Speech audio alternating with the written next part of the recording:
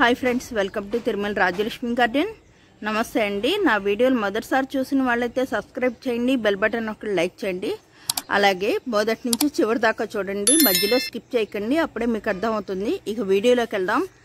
మందారం మొక్కలకి ఈ వర్షాలు పడుతున్నాయి కదండి, ఒక పెద్ద తెగులు వస్తుంది. ఏంటంటే పురుగులు పడుతున్నాయి. అవి గొంగళ్ళవని, సన్నపట్టి పురుగులవని, సాలి పురుగులవని, అలాగే మిల్లీ బగ్స్ అవని అన్నీ ఉంటాయండి. అయితే దీనిని మనం నివారించాలంటే ఏం చేయాలి ఏంటన్నది చూపిస్తున్నా. ఇప్పుడు ప్రత్యేకంగా చూపిస్తున్నాను మీకు మందారం మొక్క. మా మందారం మొక్క ఎలా ఉన్నదో మీ గార్డెన్లో కూడా మీరు ఇలాగా చూసుకుంటూ ఉండండి, లేకపోతే ఇబ్బంది పడతారు.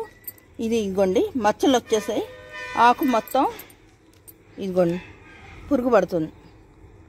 ఇలా పురుగు, ఈ పురుగు ఉన్నది చూసారు కదా, ఇక్కడితో ఈ ఆకుని తుంచేసేయాలి.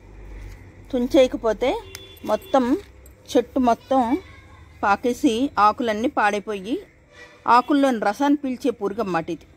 దీన్ని ఇక్కడితో తుంచేయాలన్నమాట. ఈ ఆకులన్నీ తుంచేయకపోతే మీకు పూర్తిగా మొక్క మొత్తం పాడైపోతుంది.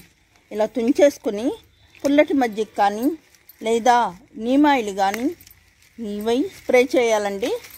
ఈరోజు తుంచేసామనుకోండి, పొద్దున పూట కానీ సాయంత్రం పూట కానీ ఈ పని చెయ్యాలండి, లేకపోతే మొత్తం పాడైపోతాయి. చూసారుగా ఈ ఆకులన్నీ పాడైపోయాయి. ఈ రోజన్నా చూశాను నేను, మొక్క దగ్గరికి వచ్చి చూడటం వల్ల ఇలా మీకు కూడా మీ గార్డెన్లో ఇలా కాకుండా ఉండాలని ఈ వీడియో తీస్తున్నాను. ఈ వీడియో కనుక మొదటిసారి చూసిన వాళ్ళైతే సబ్స్క్రైబ్ చేయండి, బెల్ బటన్ ఒక లైక్ చేయండి. Thank you.